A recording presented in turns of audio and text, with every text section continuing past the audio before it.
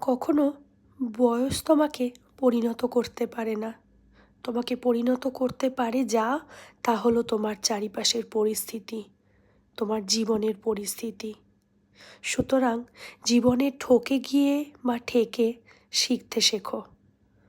যে মানুষগুলো একটা সময় তোমার হাত ছেড়ে দিয়েছে, যে মানুষগুলোর জন্য তুমি অনেক বিনির্জ রাত কাটিয়েছ, অনেক স্বপ্ন তোমার ভঙ্গ হয়েছে, যে মানুষগুলো একটা সময় মাঝ রাস্তায় তোমার হাত ছেড়ে দিয়েছে, মনে রেখো, সেই মানুষগুলোর কথা মনে রেখো।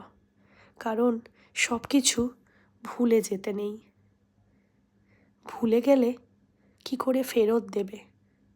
কিছু জিনিস মনে রাখতে হয়।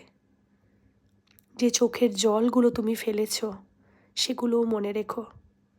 আর কোনো দিন সময় হলে তোমাকে যারা পরিপূর্ণ হতে বা পরিণত হতে জীবনে সাহায্য করেছে, তাদের সাহায্যগুলো ফিরিয়ে দিও। কেননা ঋণ কিন্তু রাখতে নেই, ঋণী হয়ে থাকতে নেই। ঋণ কিন্তু শোধ করে দিতে হয়, সে ঋণ যাই হোক না কেন।